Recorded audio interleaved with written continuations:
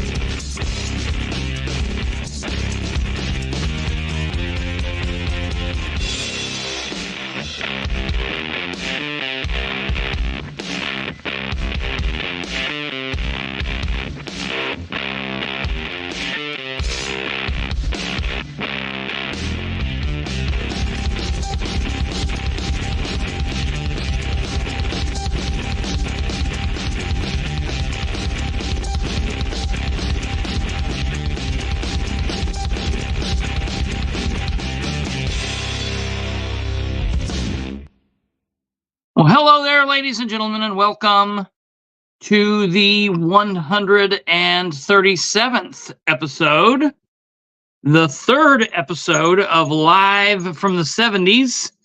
I am your host, Christopher H. Bilbrey. Welcome. I hope you've all had a wonderful, wonderful day. It's Wednesday. If you're watching live, if you are watching live and you're watching from YouTube, we would like for you to go in there and do all of these things that you see right here. Hit the like button. Okay, it's real easy. It's really cool. Hit the subscribe button if you haven't. Okay, that would be fantastic. Hit the bell so you get updated when we go live and release other videos. And above all else, please comment in the little comment box. If you're watching this on repeat, comment down below. So just a real quick update. We are on Grandma Watch. My grandmother is doing better. She is doing so much better today. She yesterday was in less pain, but for those that know her, she was in one of the world famous Pauline moods. There's only a few people that would know that, but she was not very happy. But today we went there. My grandpa and I went there, and she was in a good mood. She was not in very much pain. She was in a good mood, and we are quickly progressing. So still need your thoughts and prayers as she's getting ready to enter the rehab phase. But she's doing well. She was in a really good mood today. She did 300 push-ups today. And she did that one thing where she kind of bends her legs back over the pull-up bar, like she did like a pull-up sit-up. So she put her legs over the bar and sets all the way up, bending at the waist. It's absolutely amazing. So I don't know. She went to a doctor one time when she was probably about 60. And the doctor left the room, and she wanted to see what he had written about her. So she got up and she peeked in his chart, and it said like this person is like a 60-year-old woman, but is like has the physical health of like a 16-year-old. So we've always kind of like lived with that premise, and that's always been a thing. She is kind of the beacon of health. Never smoked, never drank. I think my mother jokes that she eats kind of like the inventor of Vaseline. She eats a tablespoon of Vaseline at nighttime. So it is what it is. Stumblefoot, I hate to hear that. Definitely will have him in our thoughts and prayers. That's horrible. So I will let her know that you all ask at the beginning of each day. I let her know that you guys are asking about her. So thank you very much for that. So, okay. Well, now we have a lot to talk about. I'm sure that we could spend all evening talking about my grandparents and all of that, and they would probably love that. Well, she probably wouldn't like it as much, but I tell you, one of these nights, I've said that I need to get my grandpa to come in here and be on the show with me, and we'll just have him tell stories about being young. So no, we've got a lot to talk about tonight. And it's not just me. We will have a guest we'll be bringing on here in just a second to talk about some absolute insanity going on in the city of Muncie, in Delaware County. And it goes on everywhere. It goes on everywhere. If you want to talk honestly, this goes on everywhere. So this is very important. If you're watching from Muncie in Delaware County, I'm going to be talking directly to your ear holes, and I want you guys to listen. But if you live outside of Delaware County, it's going to be important that you listen to this too, because I guarantee you this is going on. This is going on at the same place. He's shy, but it wouldn't be any different. It would just be like talking to me. He can't see any of you, so we'll see. We'll see. We'll see what happens. Anywho, I tell you, we went to eat breakfast this morning, and because they get up every morning at 6 o'clock, and Grandma normally fixes breakfast for them. And yesterday, I think we got up and ate McDonald's or whatever, and he wanted like actual food today. So we got up and we went to eat at a restaurant here in Muncie, and we sat down, and the lady walked up and said, "You do that podcast, don't you?" And I was like, yes, I do.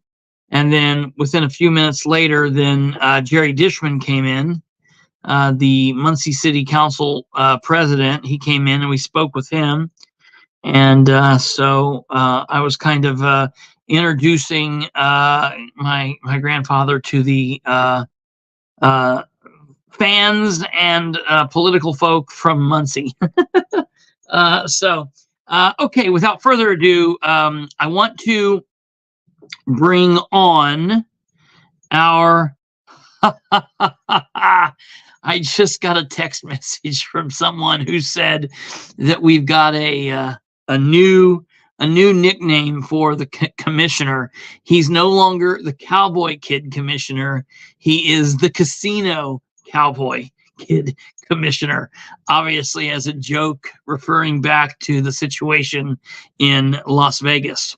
And we'll have more to talk about that in the days and weeks coming up. But before we get there, we need to bring on our guest for the evening, and that is Ryan Webb. Thanks for having me. Hey, no problem. How you doing? Doing well. How about you? Doing well. So, I messaged you. Uh-oh. I think we're getting a little bit of feedback. Are you listening to me somehow? Who, me? Yeah. No, I did turn my laptop on a minute ago, and then you were getting, because I was trying to see the comments, and Yeah, it was you were breaking up. So, but no, lagging. I don't have it on now. Yeah, can you Check, hear it check, now? check. Hello, hello. Yeah, can No, you hear we're me? good. Yeah. I can hear you. I just wanted to make sure I wasn't echoing back. No. So we're good. We're good now. Yeah, I turned it off because it was lagging, so I was like, "Ah, the hell with it." You guys will let me know if there's Yeah, important comments. we'll let you know. It'll be big. So, okay.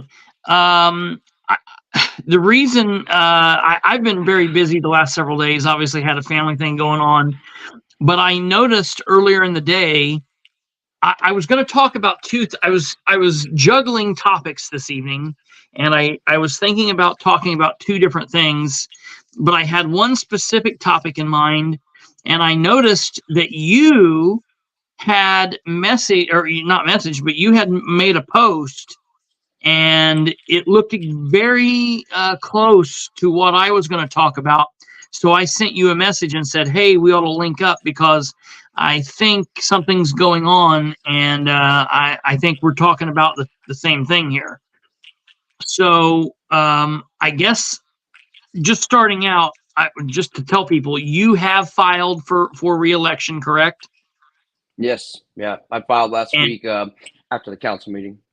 okay, and you have filed, just so there's no confusion, you have filed for reelection to your council seat.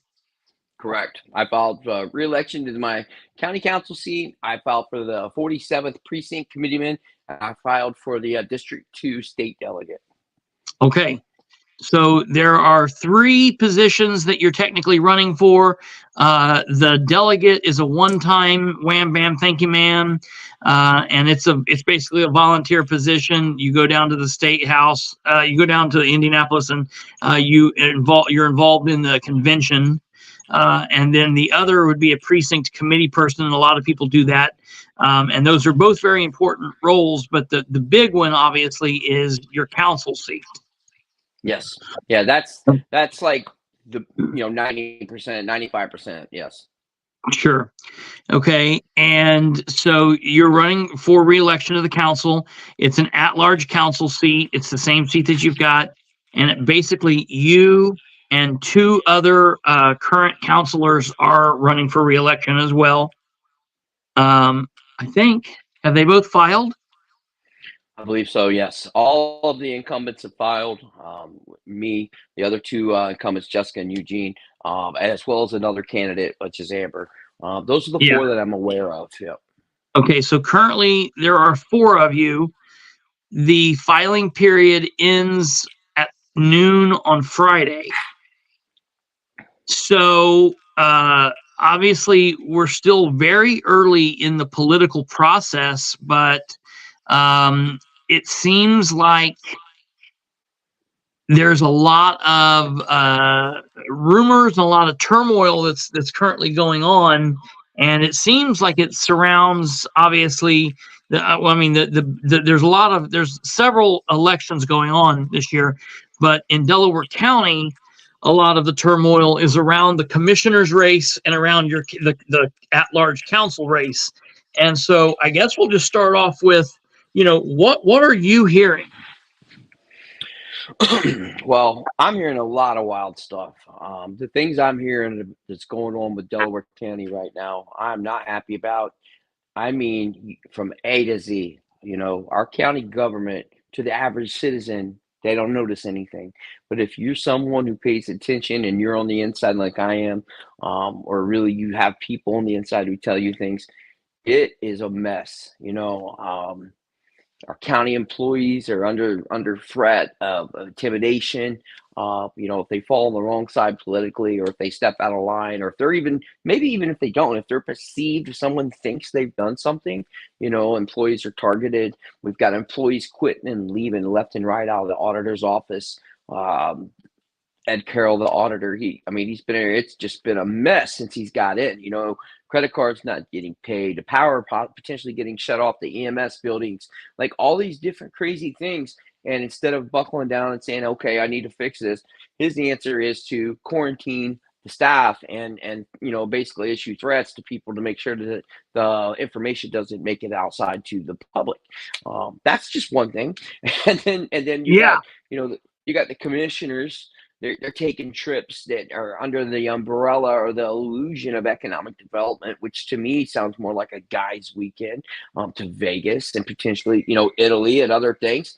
And they're using taxpayer dollars to do it. You don't freaking fly first class on the taxpayer dime. All right, you don't. You fly Spirit or you fly Frontier. You don't fly first class. You don't stay at the Bellagio, right? You don't do that. You don't take One guy. 6, 7, 8 of you. Well, yeah, one guy, like pack a cooler, take some sandwiches, dude. You're on the county Right. dime. You know what I mean? Yes, This yes. is not like The Hangover Part 4. Right. And then with all of that, then we have our own Republican. I say Republican because majority of the offices in the county are all held by Republican, with the Yeah. exception of the prosecutor. I think there might be something else, but I think it's just the prosecutor. Prosecutors and a couple judges. I have to take a shot at my own party, but these Republican leaders they're trying to manipulate elections, right? This isn't Donald Trump telling you this. This isn't Joe Biden trying to steal your election. It's our own Republican leaders here manipulating elections. And you say, well, how do they do that? Well, it's easy. When we have a primary, the Democrats vote in their primary, and they choose who they want to represent them in November for the general election, and the Republicans choose their choice. But in this case, the Democrats don't have anyone on the ticket, and they don't have anyone on the ticket because our Republican leaders, Ed Carroll, Jessica Piper, James King, they're meeting with the Democrat leaders, Jeff Robinson, and they're encouraging them to not put anyone on the ballot. That's bad enough. The reason they are encouraging them to not put them on the ballot, they then want them to rally their Democrat base, and instead of voting in their own primary and pulling a Democrat ballot, they want them to cross over and pull Republican ballots. And why do they want them to do that? They want them to vote against their enemies or their perceived enemies. I'm not an enemy, but they perceive me as one. So they want to vote against me. They can't beat me on their own. They've had 4 years to figure out how to beat me. They can't do it. So they come up with this stupid plan to use Democrat votes to beat me in a Republican primary before the general public has a chance to vote for me in November. It's not just me.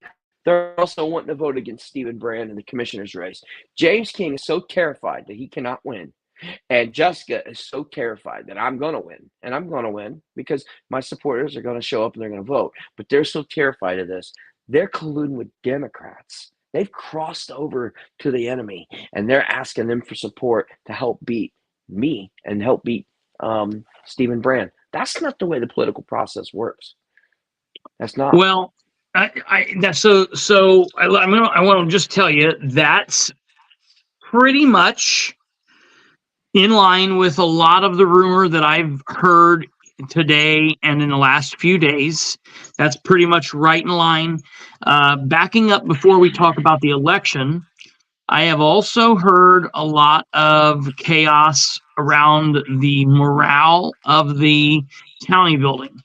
Now, I worked in the county building for a number of years, and I can tell you the county building was a happy place to work.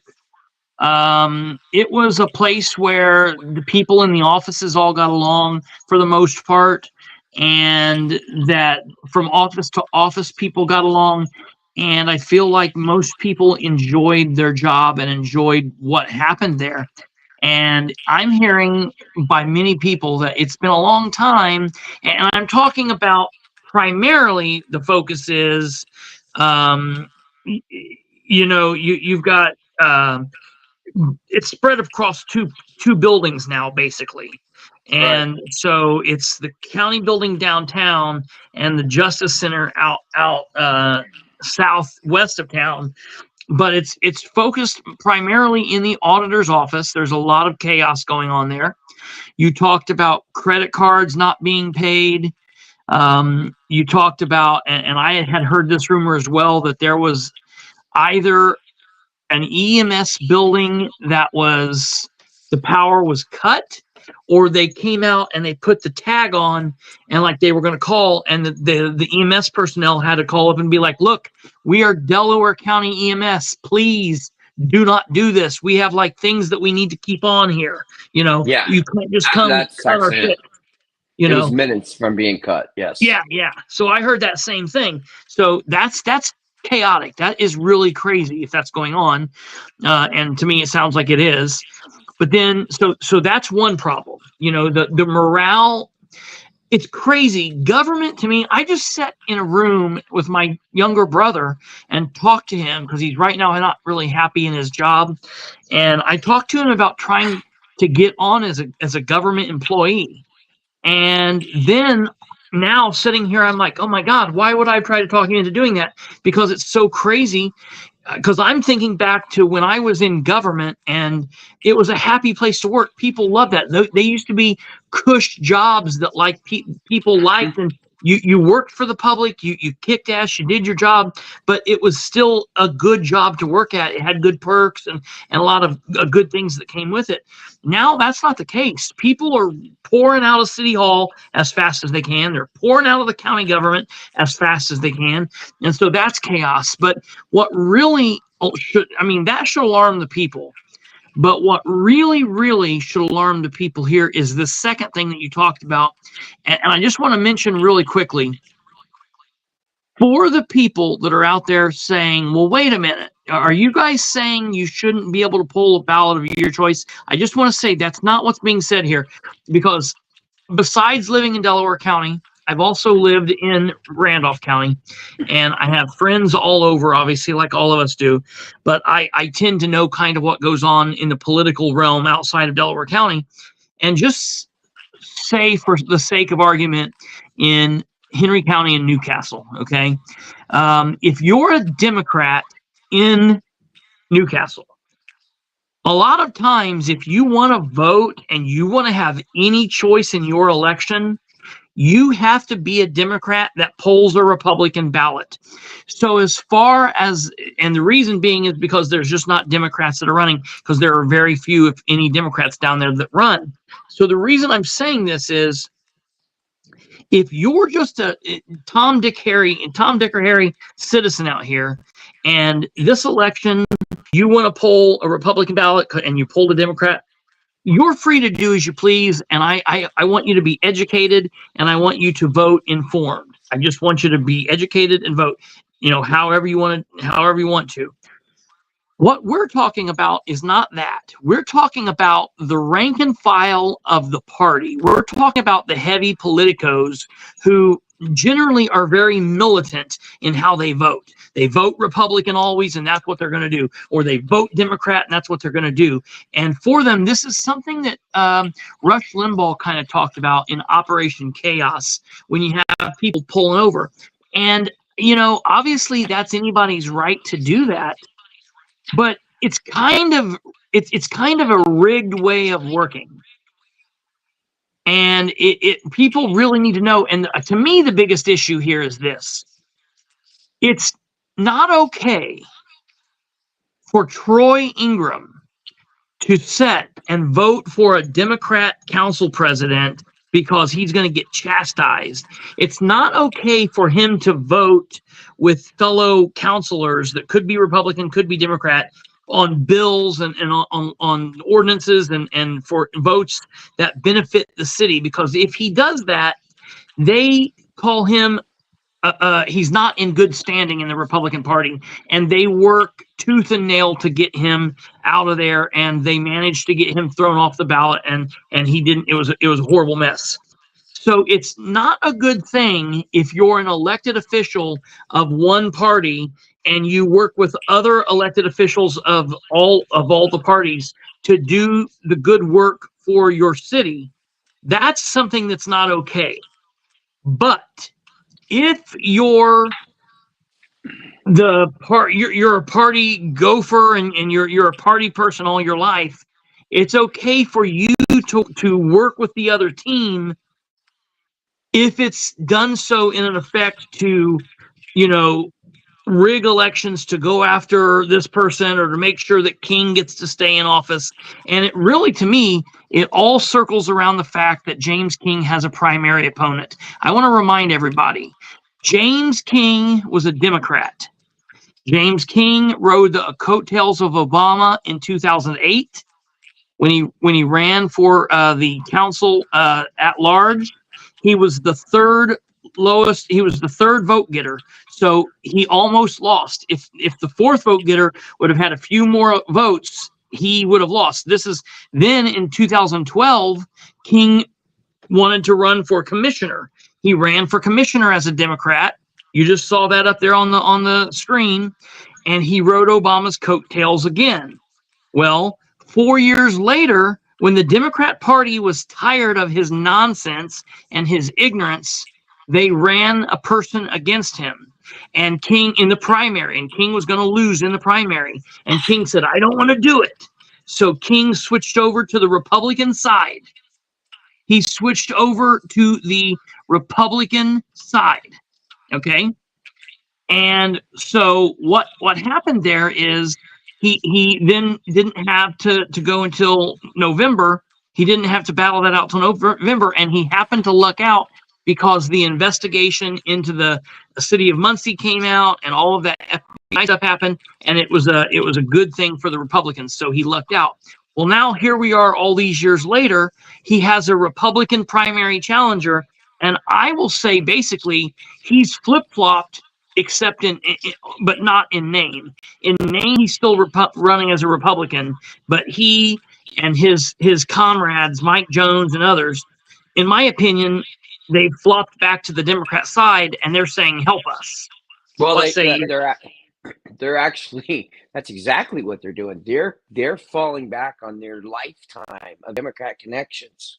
They're not just calling the 4 or 5 Democrats they know. Mike Jones probably got blisters on his fingers. I've had multiple people come up to me in the last couple of days saying Mike Jones called them up yelling at them because they were supporting Stephen Brand or they were supporting me.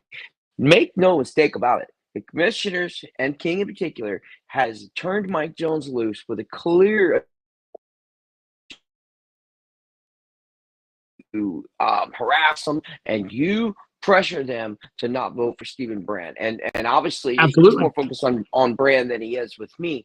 But they have the connections. Mike Jones, James are Democrats for life.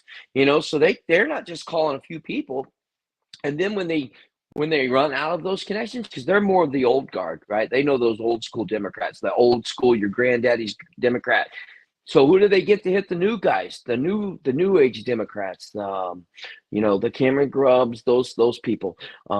They go to Jeff Robinson, right? Because Jeff Robinson influences those people. So they're covering all their bases. And someone commented, I can't see all the comments, but every now and then one will come across the screen. Someone asked me, is it illegal? Because I said they're rigging an election. Is it illegal? No, it's not that it's illegal. You are perfectly capable of pulling whatever ballot you want. But it is immoral, because what they're doing is, if you on your own purposely pull a ballot to cast your vote with your own free will, that's one thing. That's the American process.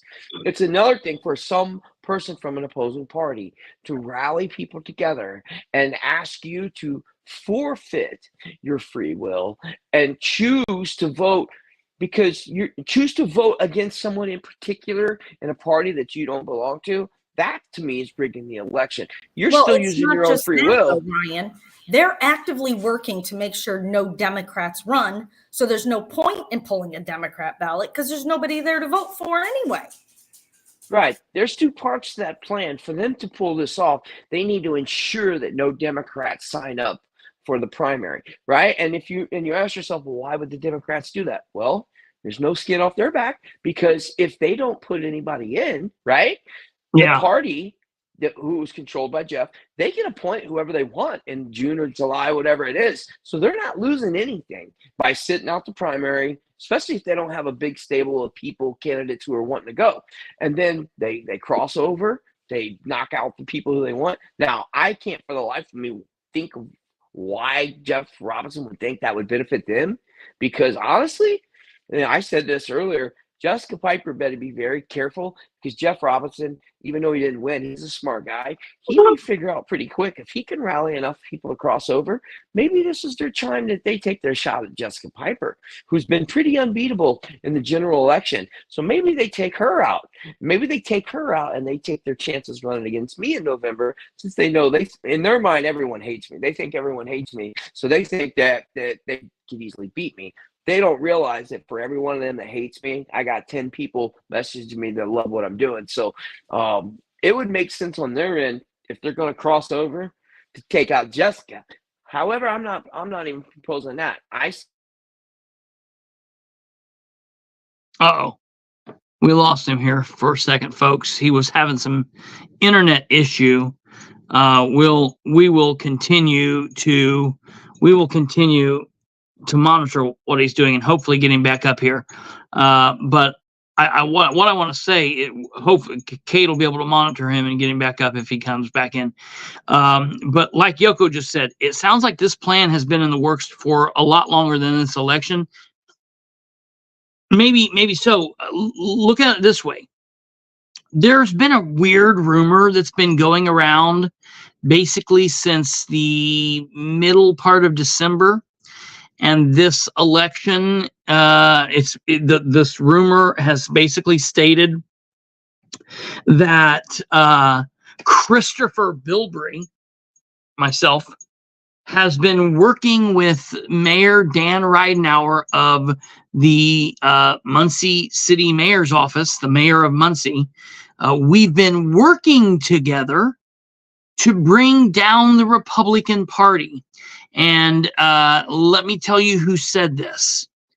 Mike Jones has stated this with his own mouth. He's called the mayor's secretary, and he's asked this. He's calling around to other politicos, asking this, saying this. I can't believe, and he knows there's no truth to this. This is just a rumor that he's saying, and the reason he's saying this is because I support Stephen Brand running for commissioner, and Dan Ridenour supports Stephen Brand. Well, okay. I would put up for you guys that it's actually King and Mike Jones who is attempting to take down the Republican Party. Because, folks, I'm a conservative. I'm not trying to take down the party. The party is in a good position taking itself down right now itself. I think that the Democrats that infiltrated the party is taking this party down. So sorry about that, Ryan. I think we lost you for a second. Yeah, I was at the back of my house, and for whatever reason back there, my connection's not as good. So I've moved up front. I'm switched rooms. We should be good now. You're fine. Apologies. No, you're fine, Marco. And I think you did miss this part because we addressed this.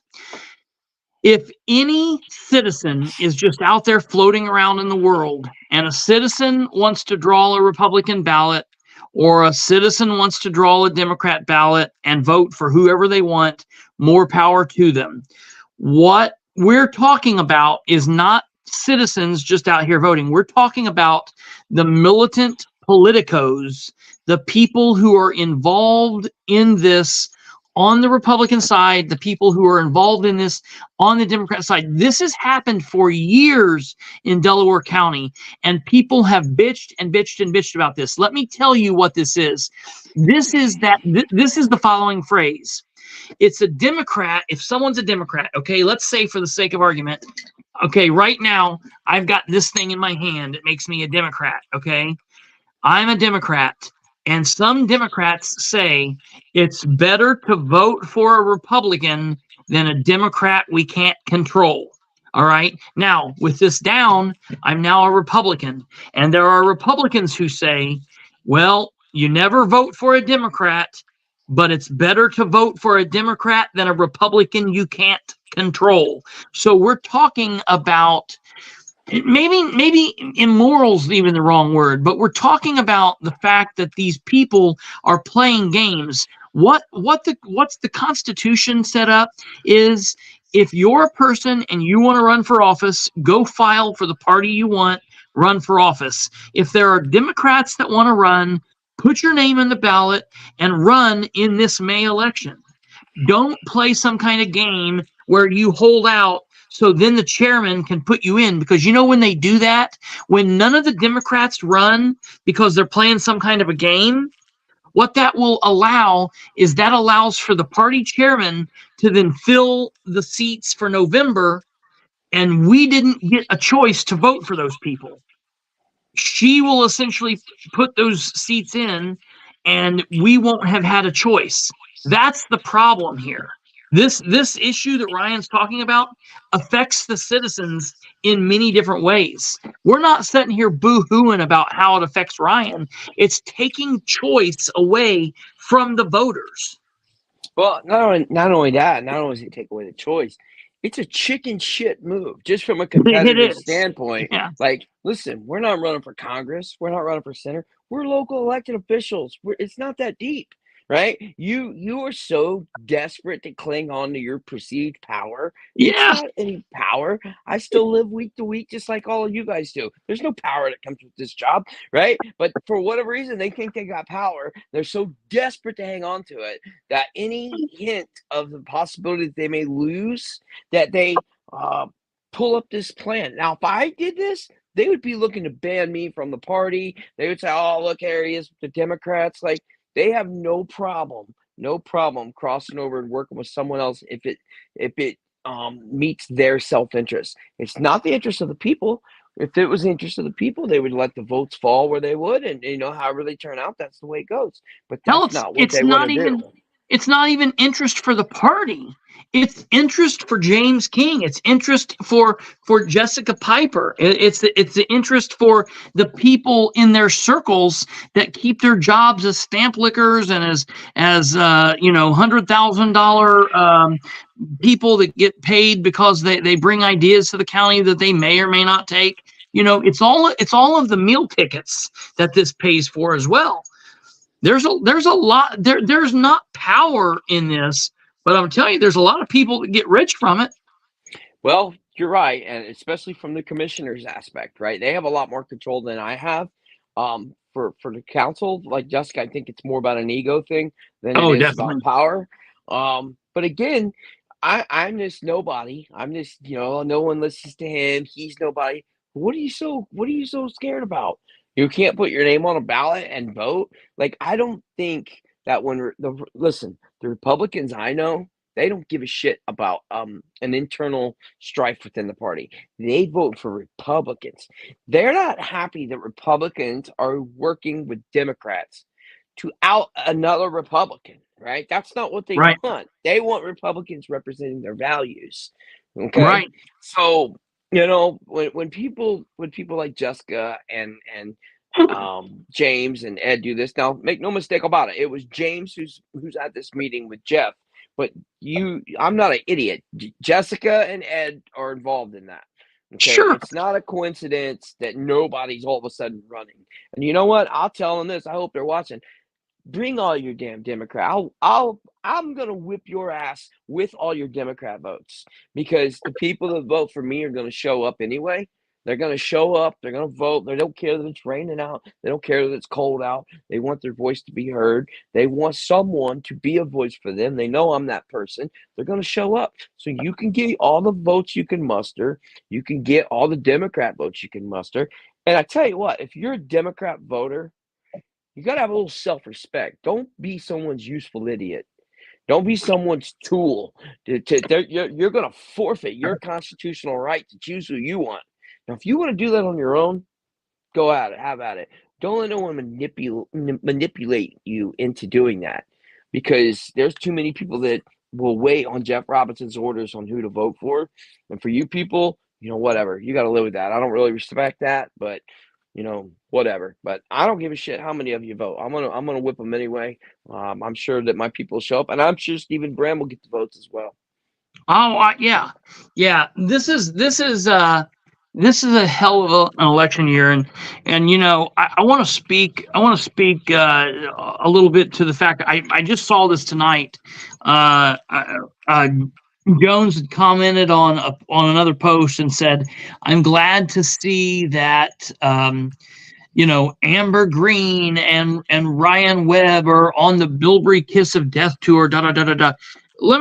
I talked about this the other night. First of all, I've been in politics a long time. I've supported a lot of winners. I've supported a lot of losers.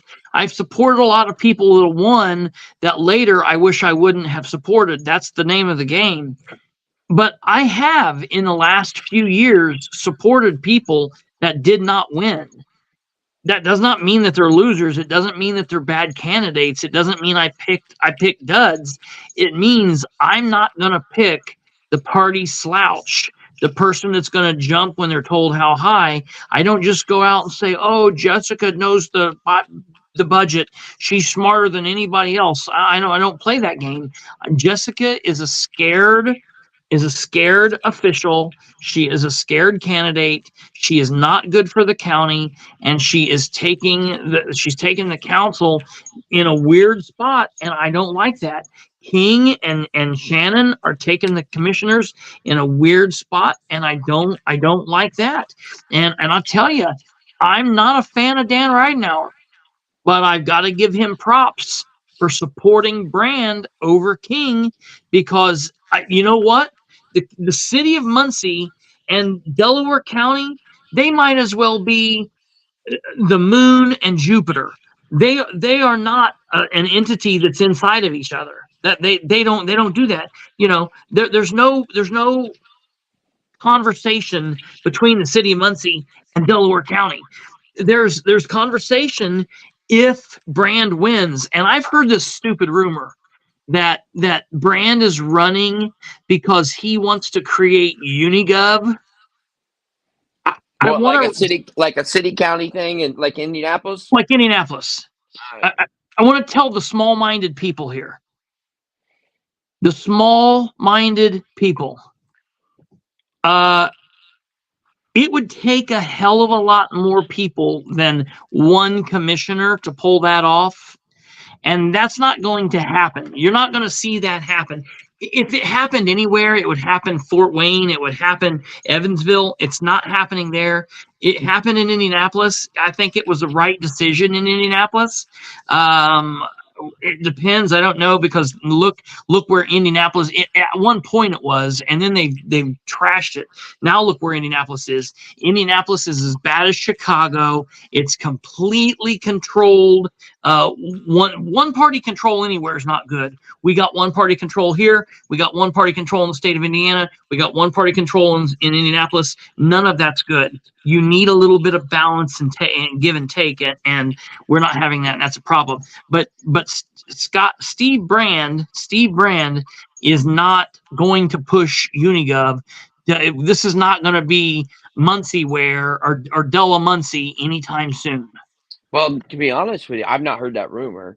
But honestly, hell, I don't even know if it's a bad idea or not. Not now. Because, I mean, Republicans and Democrats, you want to balance, but at least then the county and city would work together. Now, the county and city don't work together at all. I mean, it's like, I call it the Cold War. They don't work together. The commissioners do not attract anything inside city limits, and vice versa. The city's not going to do anything in the county. And it's much of an adjustment. And I don't know if it's a good thing or a bad thing, but at least it would force cooperation between the city and county at that point. But no, I've not heard that rumor. And you're right. It would take a lot more than one commissioner to be able to pull that off. Absolutely. Chelsea McDaniel. Okay. So I'm a political commentary show. I would welcome anyone on the show. I've had Charlize on the show. I've had Republicans on the show. I've had Democrats on the show. The point of tonight's show was talking about how Can you read the question? Yeah. I can't. What's she asking? Yeah, she's wanting to know so basically she's wanting to know how I can sit and talk about accountability and then support this POS who doxed people for wanting him to have a little couth and decorum. Christopher, you seem smarter than that. When you support jokes, you become one. And so to that, I mean, all I can say is I welcome anybody to the show to talk to the show. I understand that there's a lot of issue and a lot of thought with what's going on with Ryan. I've got to be honest. I have been fighting for accountability, meaning where the citizens know what's on the agenda, where the meetings are recorded, and Ryan has fought for that. That's a thing that's been important to me. But I welcome anyone to the show. The point of the show tonight is to talk about this situation where we've got sitting elected officials who are of one party who are making backroom deals with citizens of other parties because James King wants to stay in power, because Jessica Piper wants to stay in power. And so that's the point of the show. I would welcome anyone on that wants to talk about that. I'll even go a step further. First of all, bless your heart, Chelsea. If this is a different show today, but at any moment ever, I've mentioned this before. I offered this multiple times when I've been on here. There's never been any takers. I would be willing to come on here and talk to anyone from their side at any point, at any time, answer any question. We talked about that before. None of them would come on. So I mean, it's your show. I'm not gonna take over your show. But in the future, if there's ever an opportunity and you want that to happen, I'm game for that. I'm willing. People like Chelsea can make their accusations all they want, but I'm willing. You can come on and we can have an open discussion. We can do it publicly. We can do it on the record where everyone can see what's being said. They can ask questions or whatever. It's not a one-sided thing. I'm willing and able to do that whenever you want to do that. That's up to you. I would be willing. I mean, I would be willing to open dialogue up. I mean, listen, I've talked to a lot of people that I support, a lot of people I dissupport. I don't think that's the word. A lot of people that I don't support. I mean, I'll talk to anybody. I think conversation is a way to start, even when you've got enemies. Joe said, wait till they hear I'm interviewing Putin. I think that's hilarious. I get him right after Tucker. Let's see here. Chelsea, I want to go back here real quick, and then we got to move on. You said, hold on here. I just want to make sure. Again, I got on late. Is there any actual proof that this dim Republican primary ballot deal is a thing? He acted like it was coming with some receipts. Okay, I did not. I tried to watch Ryan's video beforehand, but I don't know if I wasn't in the right place. I didn't see it, so I'll have to go back and watch it. I can tell you this. So Marco, obviously I've never seen you on here before. I welcome you. Thank you for being here. Hope you stick around. I'm assuming you're probably just here for tonight for this situation. That's fine too. However, I am not a journalist. I don't proclaim to be a journalist. I'm a political commentator. I've been doing this long enough that I've got contacts and sources and people that I talk to. I don't burn people. I've very openly said for years and years and years of broadcasting, when I can show receipts and when I can show factual proof of bam, here this is, I put it up, and I do that many, many times. I break a lot of news, even though I'm not a journalist, but this is a political opinion show. I'm a political commentator, and I don't burn sources that don't want to be. I've got a lot of people that talk to me that say, hey, don't use my name. You can use the information. So I always say, I'm going to tell this information. I'm going to put the information out there, and then it's up to you to decide if you A, want to agree with it, B, want to disagree with it. If you want to put it on pause and do your own work, I highly suggest everybody do their own work. But I will tell you, this is not something new, what we're talking about. This has happened in Delaware County since the 40s, the 30s. I mean, this is not new. The parties have often bled over. It's what happened with Larry Bledsoe. They said they made a deal. They'll take Henry for Bledsoe, or whoever, I don't know if he was the commissioner, wherever he was that he left. I think he was on the council, but No, they he was commissioner, and then he left commissioner and become the councilor. He's actually the one I beat to get in. Okay, that's what happened there. Okay, so they did not like Bledsoe. There's several people that they have crossed over. This is not new. This is very well documented in Delaware County. It's just something that's not happened in a minute, and now it's happening again. And in my opinion, again, I'm not on here saying boo-hoo, any elected official. I'm on here saying this is bullcrap for the voters, because this is not how it works. You know what I would prefer than this nonsense? I would prefer 5 or 10 Republicans on each race all the way down in the primary, and 5 or 10 Democrats. That way, when the voters go into the poll, they can pick the best candidate out of a pool of candidates. That's how it used to be here. It used to be that way until we became, I'm a conservative, and I'm saying until we became everybody's all Republican and Republican only. The Democrats are Republican, the Republicans are Republican, and then it turns out to where nobody's Republican, and it's all this really weird ass single party where, you know, I don't know what's going on. Republicrats and Demlicans or whatever. And if I could add in there to Sure. comment about what he said, I had actually intended to have. I don't know if I'm gonna get the smoking gun receipts that you're talking about, because if we had that, then it would be a whole other story. But a little bit of what I needed to talk about, I need to collaborate in a different way, because I don't want to. I can't. If I present it the way I have it now, it'll out my source, right? Because the only way I have it now, my source, the only one's giving me that information, it'll be known that that's the person who gave it to me. So I need to get a little bit more information, present it in a different way. That way I don't burn that person, and they know that this is the person who told me what they told me. The other thing is, I had said at the beginning, when I went on earlier on my own page, that I'd done an interview with a reporter earlier on tonight, and that actually went over a little bit late. So I wasn't able to dig as much as I was wanting to get some of the stuff that I needed to go on at 8 o'clock. So what I talked about is just what I know as a person, not no smoking gun receipt or anything like that. Just the things that I know of, and things from being on the other side of the door when the door is shut and locked, and I'm in the room. You know, I know and see things that you guys don't know and see, and I'm just telling you from being on the other side of the room what's going on. Yeah, I mean, I think, you know, I think the thing is, people need to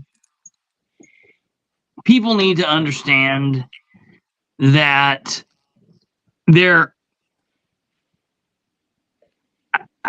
I know very little people. There are very little, I can't think of many people that I say I disagree with 100% of what this person says. I don't know very many people like that. I don't disagree with everything that James King says. I don't disagree with everything that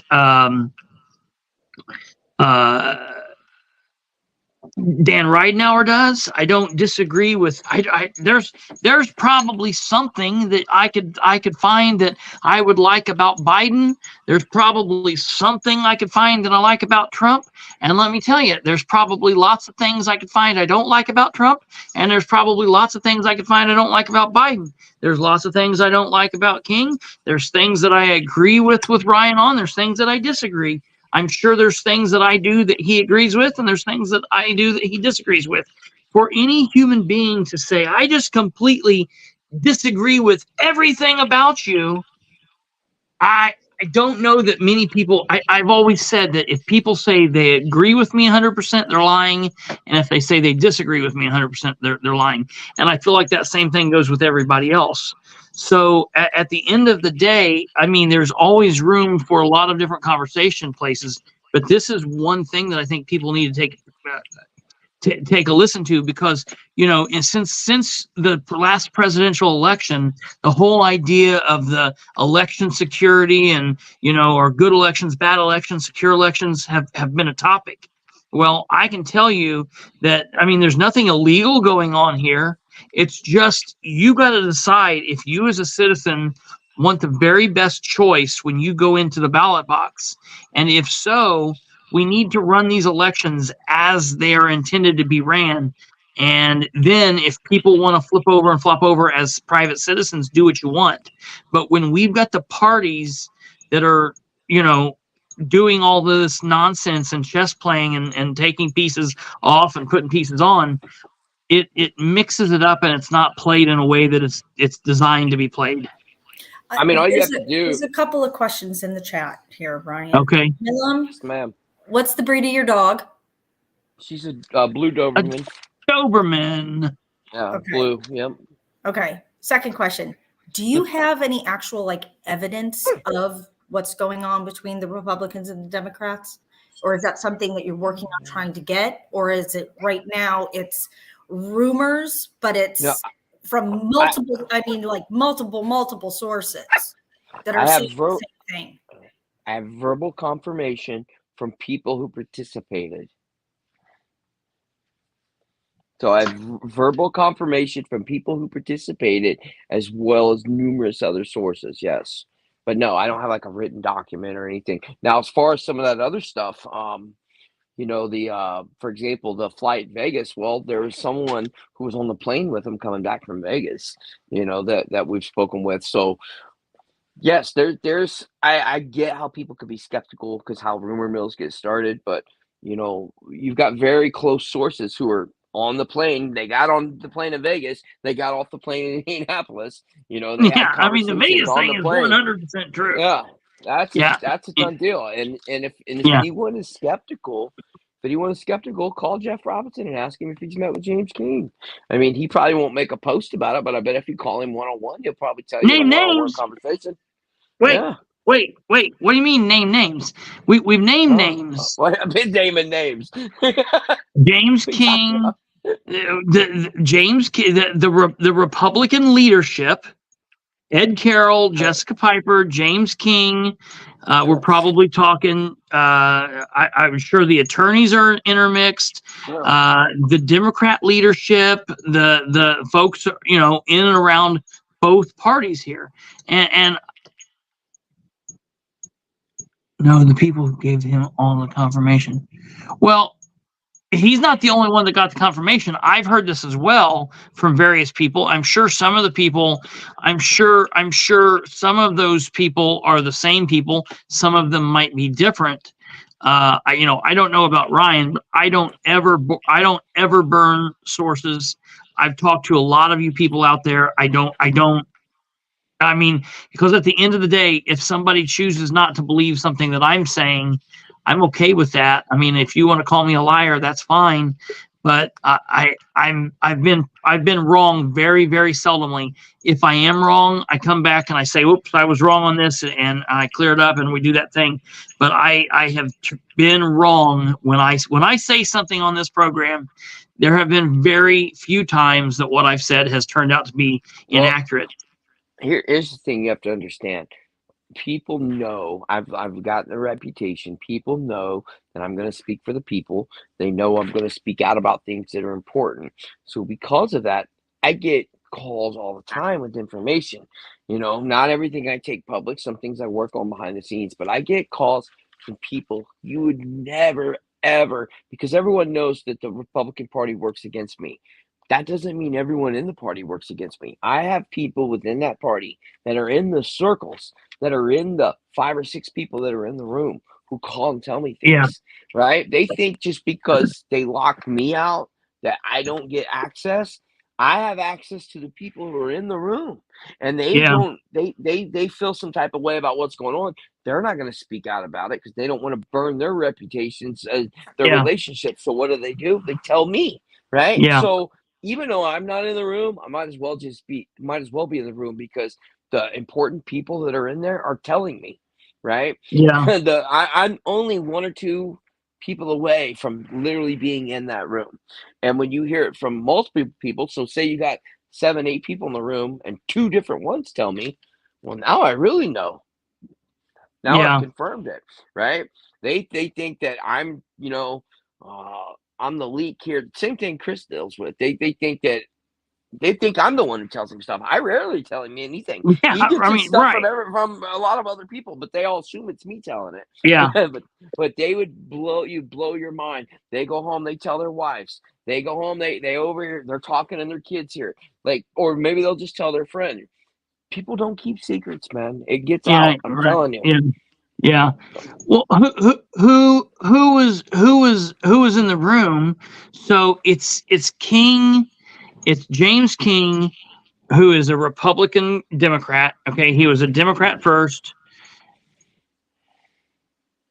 Okay, yeah, you're good. You're good, Marco. Thank you very much. All you got to do is look back at several last elections, and you'll see this exact same thing has happened. I mean, this is we're listen, folks. Nobody's reinventing the wheel here. James King's not that smart. No one in this and no one involved with this are rocket scientists. No one's reinventing the wheel. They're Right, just doing.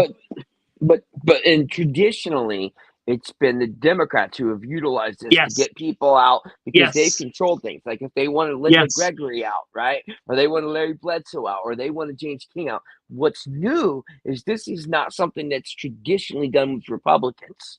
The Yes. Republicans have not traditionally done this. I'm not going to say they haven't done it. I'm sure they have, but it's not done in as much because there's not been that many instances where there was no Democrat candidates. Right? Yes. Yes. So Yes. Yes. that's what it's significant about. The Democrats Well, have done this a lot of the time. what you're saying is very interesting because I've not said this for a long time, but since 2019 forward, I have said that the Republicans are playing with when the FBI came into town and the Democrats started shredding a bunch of stuff and throwing stuff out. They threw into the dumpster their 1980s and 1990s playbook. And I think that John Brooke was, walking back to the office one day from the county building, or King was, back behind the building or something, and he's like, "Oh, that looks interesting." And they reached in and they grabbed out that playbook and they took it running back to the Republicans, and they're like, "Let's look at this." And basically, from that point forward, they've been page 1, page 2, page 3, Yeah. and we're right now playing. The Republicans are playing with the Democrats' playbook from about 1991, and that's where we are, and that's what's happening. All of this stuff repeats. So Ryan's exactly right. It's mostly been the Democrats flopping in bed with Republicans to do it. Now it's Republicans flopping in bed with Democrats to do it, and that's what's going on. Go ahead.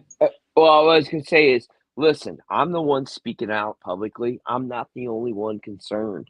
A lot of these other officials and candidates, they're just as appalled as I am.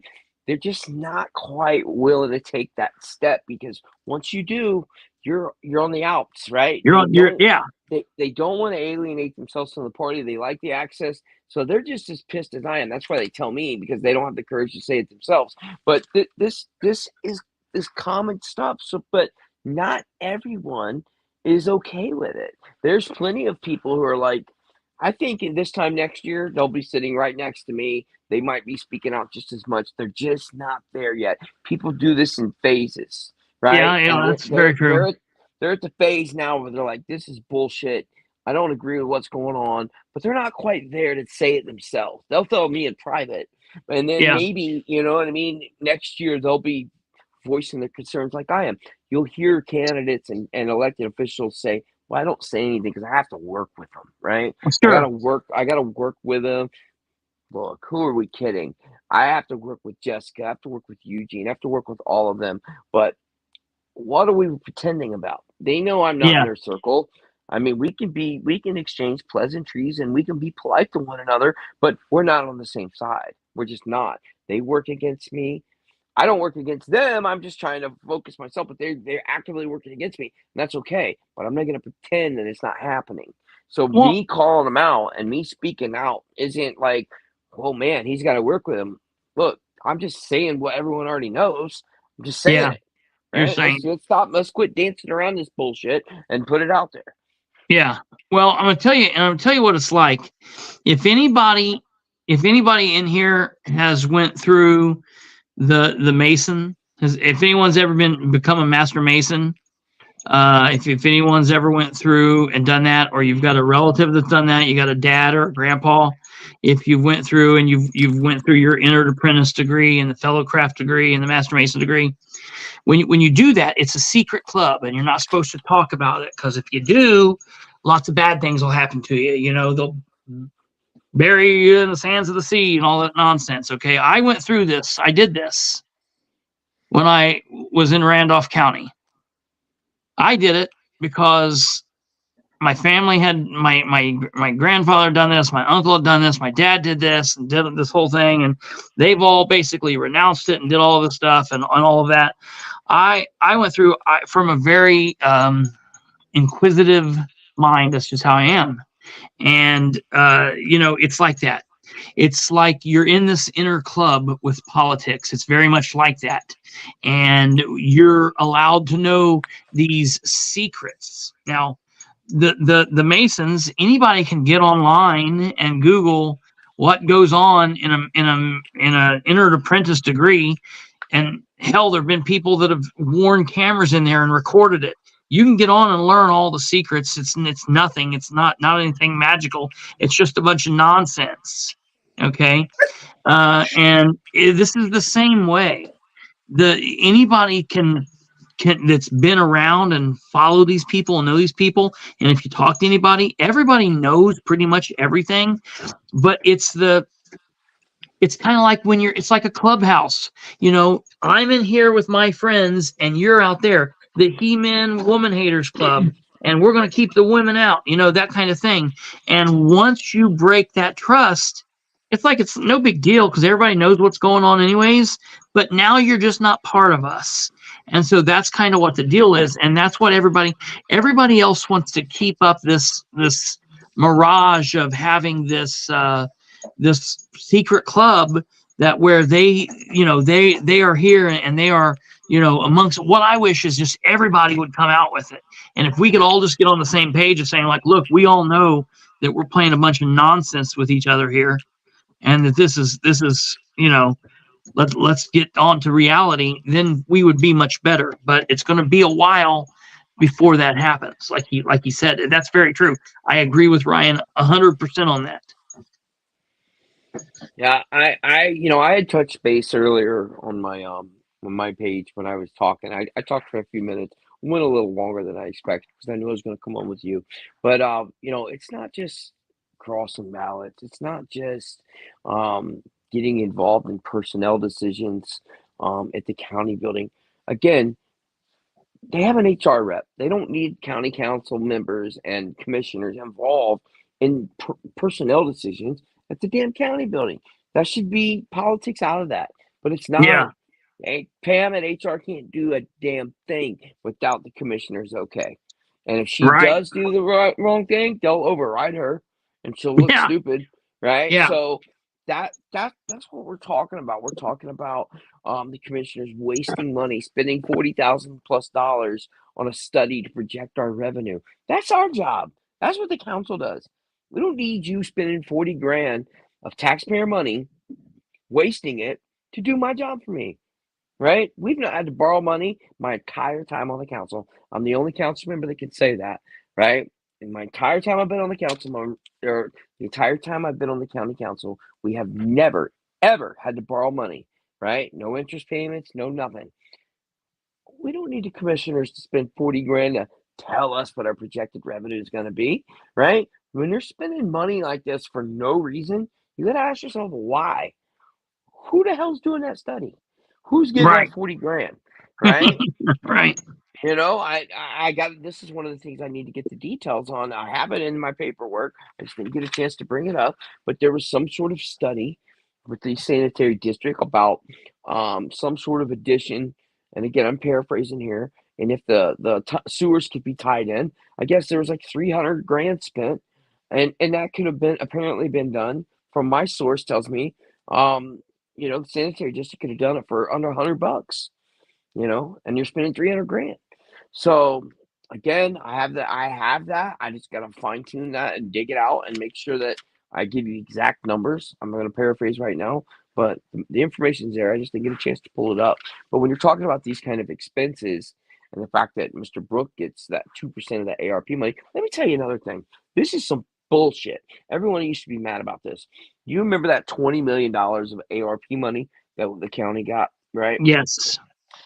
The commissioners, the only ones in the entire state, 92 counties, every other county, 91 counties, everyone worked together of how to come up with a plan to spend that money.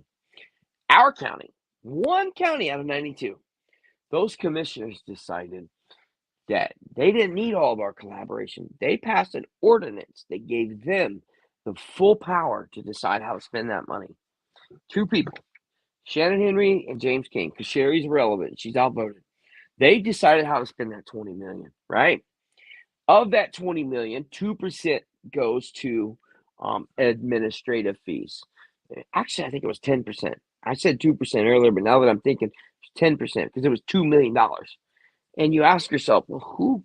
What do you mean administrative fees? Who gets that? Well, it's the attorney that draws everything up. So you look at all these projects. They're going to Delville. They're going to Eaton. They're going to Albany. Who do you think is the attorney for those towns that got that 10% of that $20 million for all those projects? I'll give you a guess. It's the same attorney that's the attorney for the commissioners. It's John Brook. He got all that money, right? Isn't that So amazing? they steered all those projects. He gets his 10%. Instead of the auditor's office or the treasurer's office maintaining it, keeping that 10%, he gets that. That's enough to piss anyone off. But let me tell you this much. What if I told you that before all that money was spent, it sit in our account, right? Brad Polk's doing a good job as treasurer. He's getting us high interest return yields for our money sitting in there. What if I told you that money sitting in the bank generated about $1.2 million?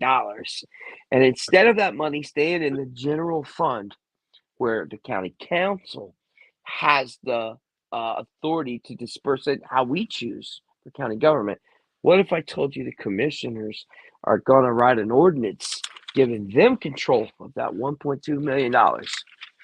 So they're deciding how it goes, and then the interest that it generates, they're taking that too. They're taking that from every county employee. They're taking that from every county employee, every police officer, everyone who needs that money for a raise, for a road to be paved. They're taking that to use for economic development. And what are we doing with economic development? We're flying our families to Vegas. We're Boys going to trip. Italy. Yeah, we're going to Italy. That's not what it was intended. And I brought it up in that executive session. Well, why are you going to do that? You know what they kept saying? Well, we can get an ordinance. We have the authority to do an ordinance. I said, I get that. But why? Who are you to do that? Why do you have the moral authority? Do you think that's not the right thing to do? Who the hell are you to take that money? Right? Well, we can do that. We can draw an ordinance. That's just all they kept saying.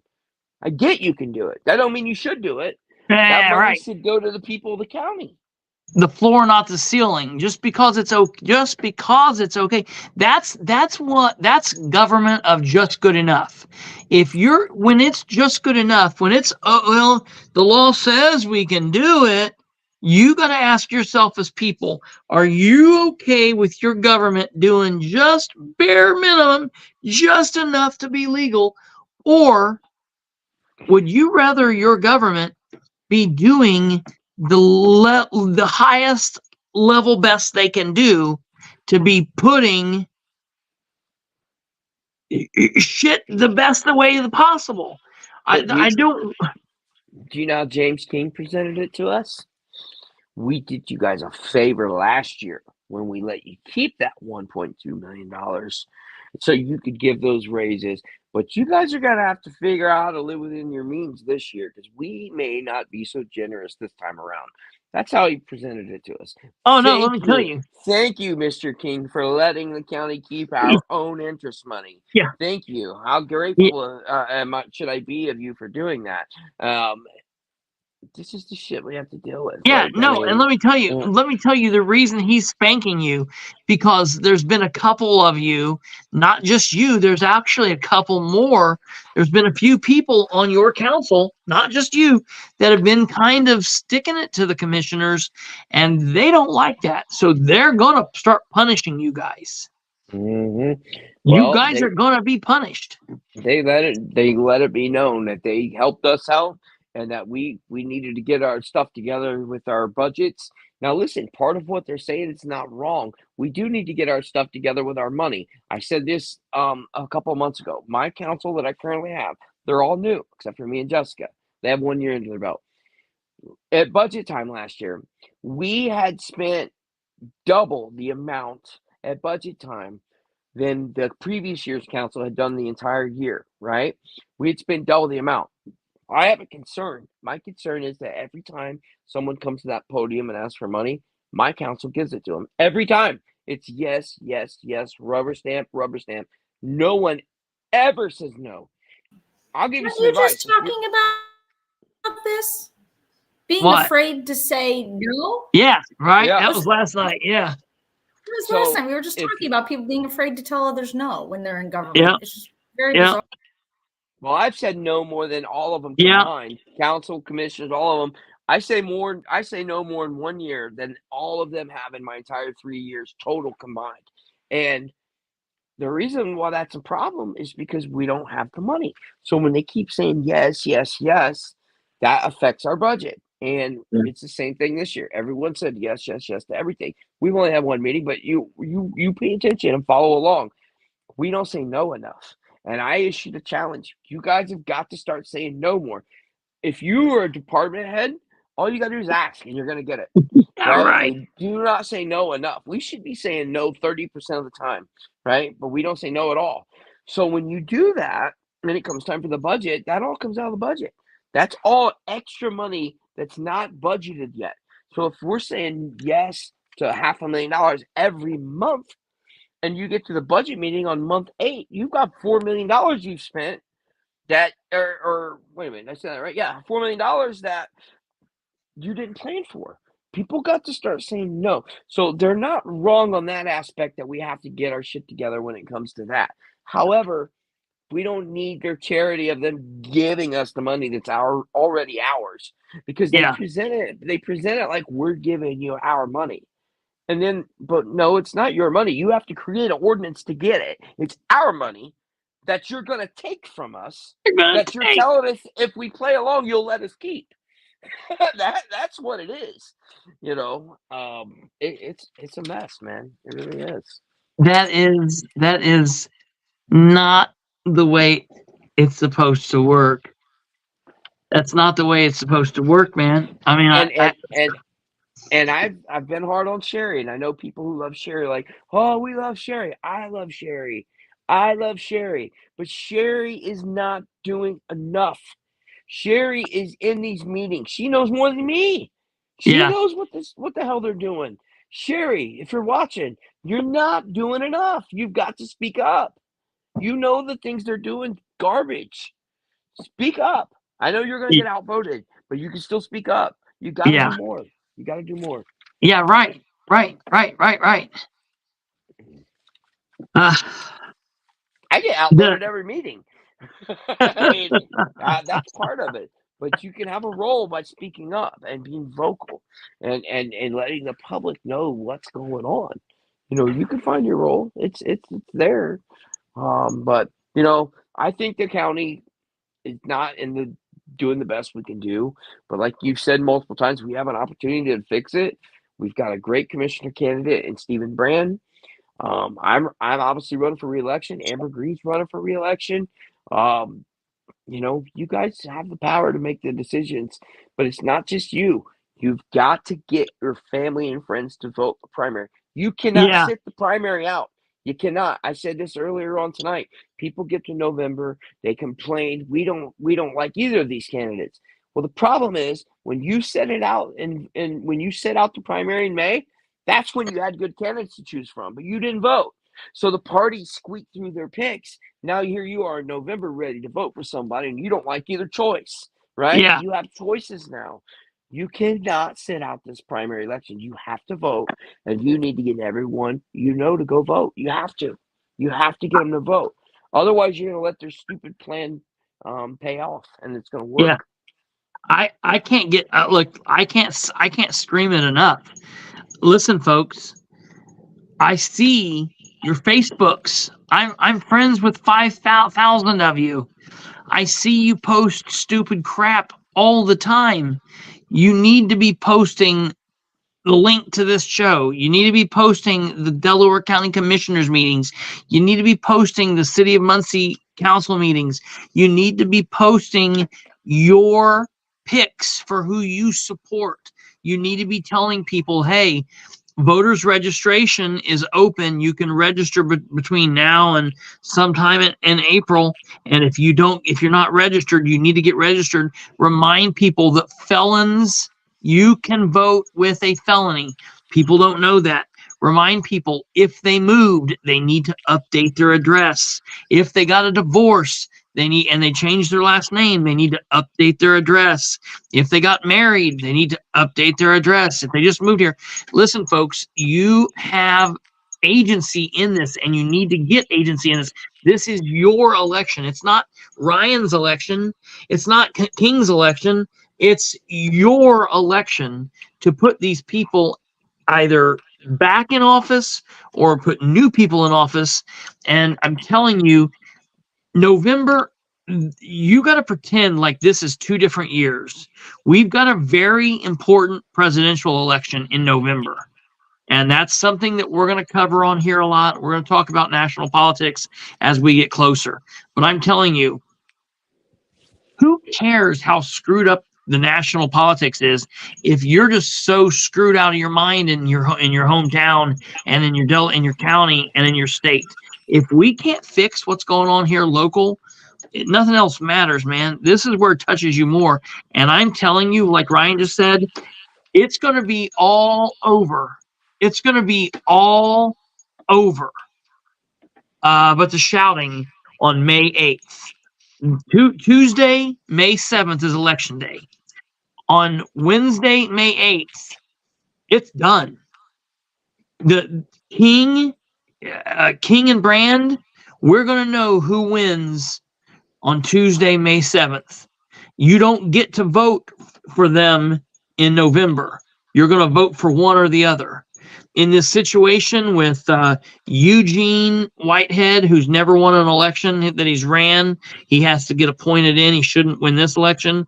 Jessica Piper, Ryan Webb, Amber Green, that election is going to be decided on Tuesday, May 7th. You cannot wait until November for this election. Well, and let me add this as well.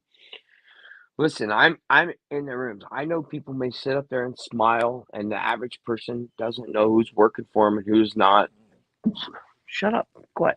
I can tell you, as someone who's behind the scenes, Matt Kantz is a good councilman. James Mokel's a good councilman. There's people who will sit up there and let you, person after person, get up there and vent. I'll use the solar deal, and they just, the commissioners and some of these council members, they'll just, doesn't matter what you got to say. They're just checking the clock, waiting for you to shut up, because whatever you say, not going to change their mind. They are not listening to you. And I'm going to give you a good example.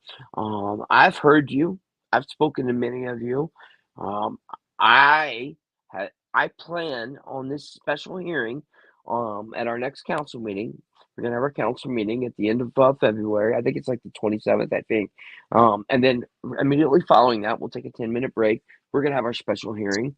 And I hope all of you solar proponents get up there and you speak and you let them know where you're at. And once all that's done, I plan on making a motion to rescind it. But I'm telling you, I'll be lucky if any of them even seconds my motion. And if I do get a second, I promise you I'll be your only vote. They're not going to vote for it. They're all going to vote against it. You might get one or two. Maybe Matt will come around and vote against it. I don't know. But they're not hearing you. They're not listening to you. You've got to pay attention to who's hearing you, who's fighting for you. not just who's just going through the motions. I mean, you guys listen to the show. I know you guys are involved, but you got to spread the word, man. Yeah, it's These got to be people have been spread. doing this. Yeah, they've been doing this forever. It's time to go. I promise you, I won't be here in 10 years looking for another election. That's not me. I have no intention on clinging to elected office for my rest of my life. And neither should no one else. And you have the power to fix it. Yeah. Troy Ingram just brought up a very important point. We need good people to run for precinct committee person too, and delegate folks. If you're kind of interested in politics, but you're like, screw this, I don't want to be council, I can't do this. Be a precinct committee person. That makes a big deal. You know, if we get enough precinct committee people to file, you might be able to take Ed out and say, all right, we don't want you to be chair anymore. We're going to put someone normal in, you know. But it goes further than that. That's if we have enough that win. But if you don't file, right? Let's say and I'm just throwing a number out there. Let's say there's 30 precinct committee spots, right? And only 10 different precincts have people sign up. Those people will get elected. That's fine. Whatever. Those 20 vacancies, what do you think happens to those? Ed Carroll then gets to appoint whoever he wants to those precinct committeements. And you say, well, at least it'll be someone from my neighborhood, right? Nope. If no one signs up and Ed appoints them, they don't even have to live in your precinct. He could appoint someone from across town who's never even been in your neighborhood to represent your neighborhood, right? So then we'll even go further. And you say, well, that sounds crappy. You know, when it comes time to get rid of Ed, we'll vote Ed out as chairman. Well, who do you think votes for chairman when it comes time? The precinct committeeman. The same precinct committeeman that Ed just appointed 2/3 of them because you didn't sign up, right? Yeah. This is the game. This is what they do. They're not counting on you signing up. You need to tell everybody. If you live in a precinct, put your name on the ballot. It's a pretty easy job. You really don't even got to do anything. But basically what it is you're taking an opportunity from Ed to be able to appoint someone. But it is important because in the city council, I don't know, more than half the last term had resigned for whatever reason and needed to be appointed. Well, the people who vote to make that appointment are the precinct committeemen. So you could get in a situation where as few as 4 or 5 people are choosing a city council representative or a county council, or even, hell, it could be mayor or whatever. I mean, it could be an important position. So 99% of the time you don't do nothing, but that one time you do something, it's a big deal, right? So you can have a lot of power in that, but you got to have your name on the ballot. Janet, so each precinct in Delaware County, each precinct has one precinct committee person and one vice president, one vice chair. So there's a precinct committee person and a vice. And what happens is whoever the precinct committee person is, then from there, they then put they pick a vice president, and the vice chair has to be opposite sex of what you are. So if I ran and won, my vice president would have to be a female. If Janet ran and won, her vice chair would have to be a male. And that's some kind of weird party rule. I don't know why they do that. Number 2, I don't know who set it up there, but you can vote with a felony, but unfortunately you cannot hold office with a felony, even from as low as precinct. Wait a minute, that can't be right. I've seen plenty of people like Chelsea say that I'm a convicted felon and I'm all of this. So that what you're saying has to be wrong because I could never be elected, right? Right. I've got to be a felon according to all of them. So yeah, right. I had to say. No, I love it. Well, and what's funnier than crap is there is quite a few people who make some jokes like that same way to yours truly. And it's going to be shocking one of these days here real soon when Mr. Bilbrey's on the ballot for something stupid like precinct. I am never going to run for an office again. I've done that. There's no point in doing that. Look. Oh, wait. Hold on. No. I was gonna say, oh no, never mind. Whatever. Anyways, I was looking for something, but it's not here. No, I'm never gonna run for office again. I've done that twice. I'm where I need to be, but the point is, and that's the other thing is people need to do what they can do that benefits them. Not everybody's going to be able to make phone calls, text, email, make Facebook posts, remind your family, do what you can do, obviously. If you get it after expungement, yes, Ryan, with an expungement, you are more than welcome to hold office. Well, I mean, I have no felony convictions. I will. No, not you, the other Ryan. I've probably been arrested more than all other candidates combined, but I have no felony convictions. I'm good to go. So I'm just here to make good business decisions for Delaware County, and that's what I plan on doing. So. Right. Well, I appreciate Karen. That's Illinois. What I was referring to was just Indiana law. Sorry about that, man. Yeah, other places. Yeah, you can be president with felonies. You can be senator. You can be a senator from Indiana with a felony. You just can't be a councilman. Yeah, that's crazy. It's ridiculous. Yeah, here you can't be a councilman with a felony. They prefer you become a councilman and commit felonies, not actually be a felon and then be a councilman. Right. Well, and then once you do that, then you can move up and become a senator, and that's the game plan. Yeah, right. Crazy world. You can, Joe.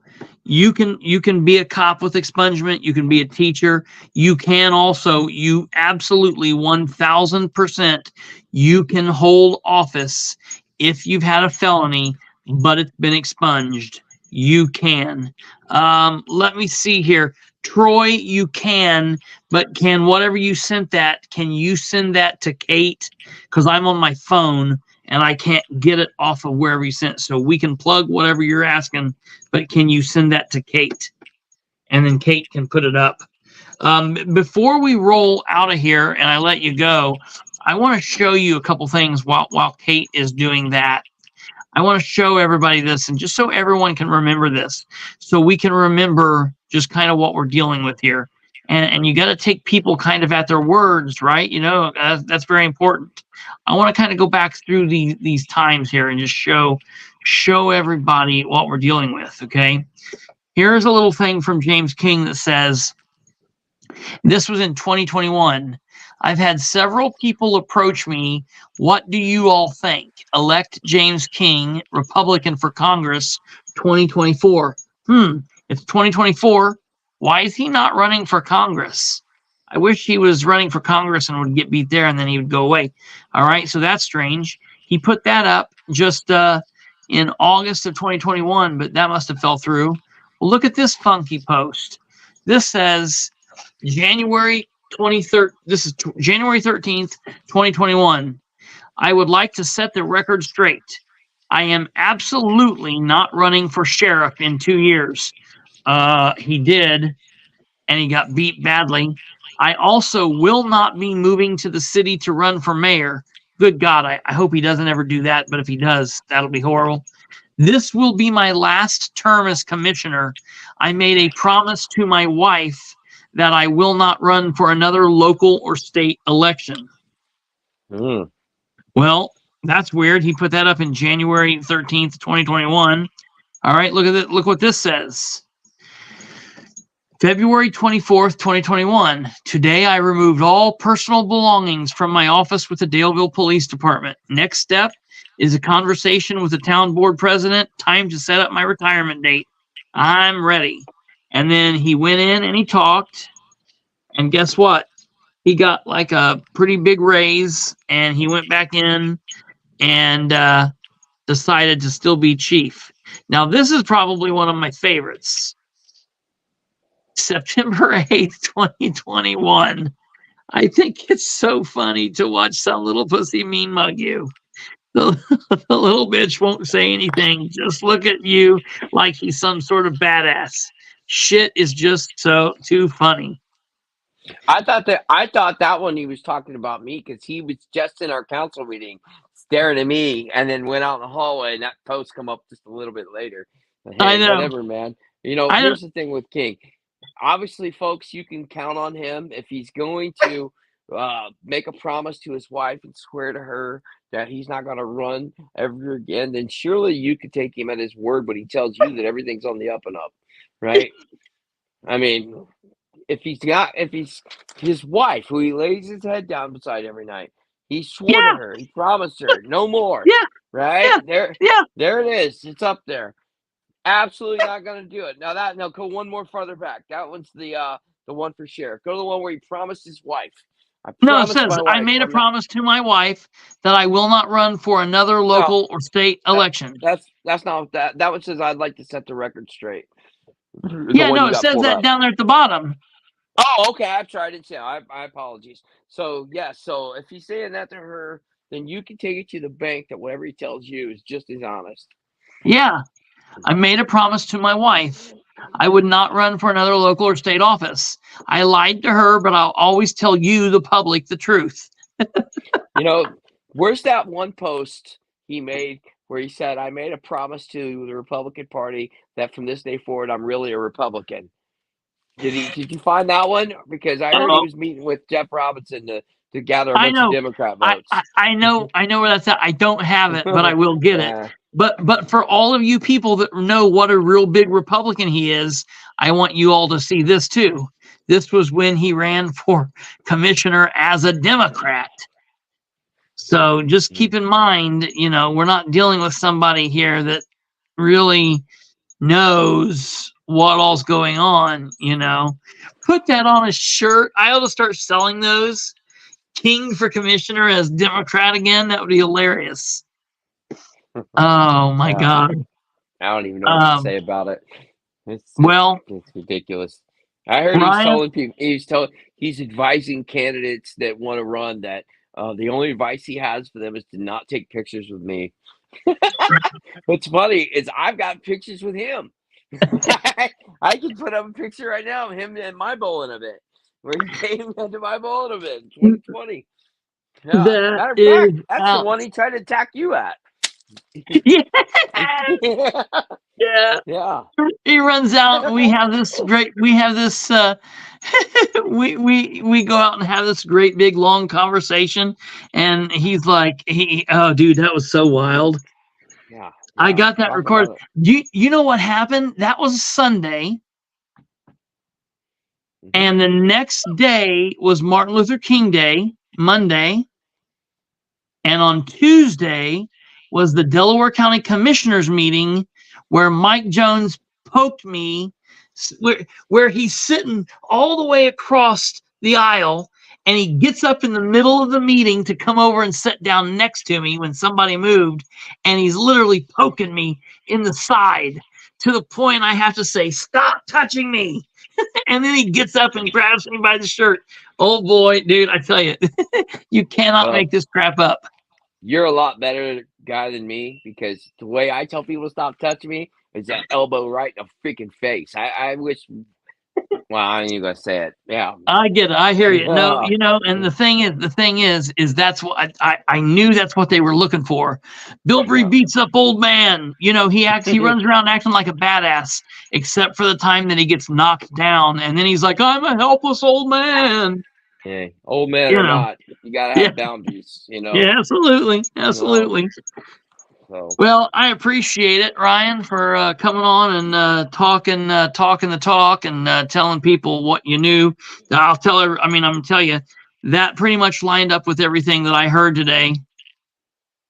You know, if I hear any more about it, I'll get a little bit more details. I'll get a little bit more organized. Like I said, I had some things tonight that kind of got in the way of some of that, and I'll you know, try to have some more details with what I'm saying, but I'm not keeping this stuff in anymore. And I'm challenging every other elected official and candidate to not speak this or keep this stuff in as well. Look, I've said this. I don't have a secret password or a portal to all this hidden information. This is common knowledge. Every other elected official knows the same stuff I know. They know it. They're just not saying it. And I'm challenging those people to stop being complicit and stop sitting on this information. If you know it, put it out there. Quit worrying about the consequences of it, and tell the public what they need to know. You know, it's Absolutely. that simple. It's that simple. Get a hold of Jessica Piper and say, are you legitimately, tell me what kind of nonsense this is. Jessica Piper is a counselor at large. She's running for re-election. She's running for one of 3 seats. You're running, Whitehead's running, and Amber's running, and she's legitimately going out and asking other people to run as Republicans. She's asking people to run against her for her own interest. So she's either completely off her nut, or she's just so confident that she's going to be number one, and it's like the rest of you are going to have to fight it out. But that's ignorant. Someone who's actually going out, and she's asking big name people to run, people who probably could put up money against her and probably make her look stupid. Well, you know what? I hope she does get people to run, because the people who support me, the people who rock with me are going to stay with me. And the more people they put in there, that's just going to dilute each other's votes from the average voter who doesn't know who they're voting for. Then when they just randomly pick someone, they're going to spread it out amongst multiple candidates. People who know me and support me, they're going to stay with me. So the more she brings, the more it's going to help me. So as far as I'm concerned, get 4 or 5 more people to join the Republican ballot. Yeah. It's going to only help me out. Yeah. And that's what she's doing, Troy. And I am going to put your thing up, by the way. But I just want to tell you, for anybody that's out there that's listening, for anybody that wants to, whatever candidate you want to support, if you're out there supporting Ryan, if you're out there supporting Amber, go in and bullet vote them. I talked to you about this last night. Go in and vote for Ryan. Go in and vote for Amber. Don't vote for anybody else. If you want to vote for Ryan and you don't want to vote for Amber, go in and vote for Ryan alone.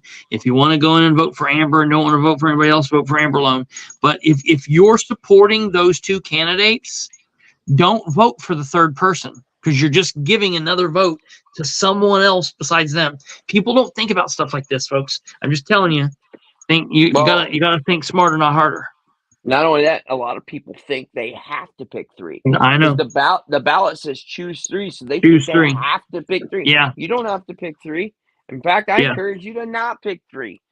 You know, you vote for whoever you want, but any throwaway you vote is a vote for the competition. So you vote for whoever you like, but you do not have to pick 3. And before we go, I'm going to do a shameless plug. I have a bowling fundraiser this Saturday. Yeah. Right? It's at the Village Bowl, Clancy's Village Bowl. We're doing it either from 1 to 4. We tried to get it in Muncie Lanes, but you know they're pretty busy. They're booked up for the rest of the year. Couldn't get me in, so I'm at the Village Bowl from 1 to 4. If you guys want to come, I got open lanes. I got room for lane sponsorships. Lane sponsorships are $25. If you want to show your support and love, or if you just want to come and have a great fun time, it's $50 for a lane. You can have up to 4 people. It's going to be a lot of fun. Feel free to just show up. I'll put you in a lane. I'll fit you in. And even if not, you just want to stop by and visit, we got a lot of good raffle prizes and stuff. Just come by. We'll take some pictures and we'll have a good time. What time is it? It starts at 1 o'clock. It's from 1 to 4. Clancy's 1 to 4. It's at Clancy's Village Bowl, folks. That's up on North Wheeling. It's not out on the south side this time. It's they're booked through till 2029. It's on Wheeling and Riggin. So I like Clancy's. I mean, personally, that's the bowling alley I've always been to. So I think that's my bowling alley. But good place. It's this Saturday from 1 to 4. So hope you can make it. Yeah, I'll try to stop out there and see what goes on. But thank you for coming on, and we'll talk to you again in the future. Hey, thanks for having me. I appreciate all of your support. As you guys know, you can always reach me. Call me 765-808-2385, or message me. I'm available at all times. I take every phone call. I return every email. Or if you just need to meet up, have a beer, and have a conversation, I'm very accessible. So I appreciate all your support. All right. Thank you very much, Ryan. Thanks for having me on, bub. Yep. Bye. All right, ladies and gentlemen, before we roll out of here, I want to plug this awesome event. This is the Dog Tags and Go Bags invites you to Boots in the Ballroom, February 17th, 2024, 7 p.m. to 11 p.m. Eastern. This is at the Knights of Columbus. That is located at 3600 West Purdue Avenue. This is up in Northwest Muncie, folks. Come and enjoy an adult night out while supporting your local homeless veterans. I cannot think of probably another more important event in this year of political fundraisers and things. You know, you could go throw some money to a bunch of candidates that really don't deserve it. Well, there's a couple that do, but or you could go throw some money at the men and women who signed up to fight for our freedoms, signed up to fight and or signed up to go cook food or clean the toilets or all that other fun stuff that has to happen to make the military a functioning or dysfunctioning organization. There will be music, there will be dancing, there will be raffle, food, cash bar, DJ Goldie and Muncie fine portraits, and then a bunch of other smaller print stuff that there's no way I can read because I'm on my phone and not in the studio. Please check that out. If you have any questions, hook up with Councilor Ingram. I know he's not on the council anymore, but in my world, the title goes over just like president. So get a hold of Councilor Ingram. If you have any other questions, you can message me and I'll get in touch with Ingram. We'll do whatever we can. I want to tell everybody just quickly, to Chelsea and to everybody else, look, you got no hate for me. And I'm not saying this just because Ryan's gone. I would have said it, but I'm just wrapping up and saying, I saw Chelsea say, you know, she wouldn't mind coming on. We can try to work that out, fit up a time to make that happen. You know, I'm not ever going to not let someone come on and talk. People can have a platform here. If we can find a time to fit you in, we'll do what we can. I will do anything that we can do to make everybody feel like their voice is being heard and they're getting their message out. This is a political show, but I also look at it as a human interest community kind of piece as well. So we will do what we can to help you. I want to thank all of you for being here. Lenny says, if it's not a free bar, I'm not making my transatlantic flight. Well, you'll have to get a hold of Troy Ingram and see. He might put you up. We'll get Lenny over here, and then Lenny we'll have to have, well, let's see what we'll have to have. I thought that would have been bad. I was trying to make some kind of joke off you being Irish. I forgot you were Scottish. Hold on. I don't know. It's now the Irish thing is stuck in my brain. Now I cannot believe it. You just called a Scotsman Irish. Yeah, I know. Take that transatlantic flight just to come over here to kick your ass. Just saying. You might want to apologize before you start making jokes, mister. I did that whole thing that was the whole joke. That was the whole thing I did. I did that. So my apologies. Scotty. Maybe we can start calling you Scotty. Is that all right? Beam me up, Scotty. Hey, have a great morning, Lenny, over there in Scotland. And I can't believe I said that. Have a good night, buddy, or good morning. Everyone else, have a good night. We will be back on tomorrow at 9 p.m. Eastern. I've got a pretty big show planned for you tomorrow as well. So please, Scotty, you know, I know. As soon as I said it, I knew he was Irish. That's what made it so much funnier. Oh, God.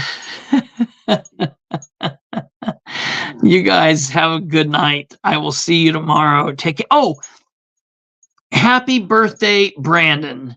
Wait a minute. Hold on. Kate, before we go, can you share the picture from Facebook that we did of him? Or if you stay right there, hold on, stay right there, and I'm going to send it to you. Stay right there. I've got it.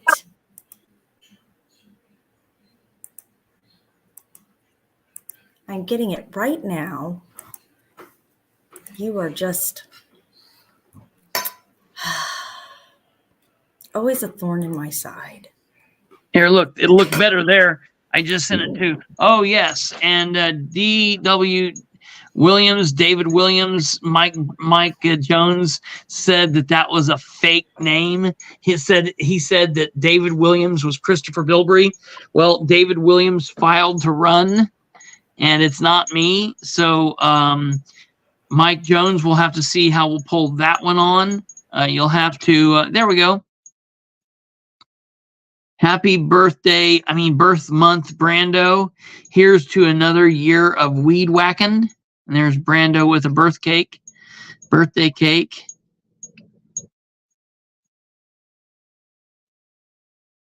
Pretty cool. Brandon's finally 21 years old. He can get into the pubs. So happy birthday, Brandon. And consider voting for David Williams. I forgot that you actually filed. So he is officially on the ballot. So we'll have to start throwing his name out there too. I didn't even know that. I knew you were going to, but I didn't know if you did or not. So he officially did it. He commented earlier this evening that he filed today. Okay, that's awesome. Very good. Well, the more the merrier. So now we've got another one. Awesome. Well, Brandon ate that thing? I don't think I'm sure his wife got him some kind of something, but I got him that birthday Teenage Mutant Ninja Turtle cream pie in a jar right to his mouth hole from his delivery hole. So that's what that is. All right, folks. Thank you all very much for being here, and we will see you right back here tomorrow at 9 p.m. Eastern, and we will see what more merriment and wonderfulness we have for you all. Take care. God bless. Goodbye.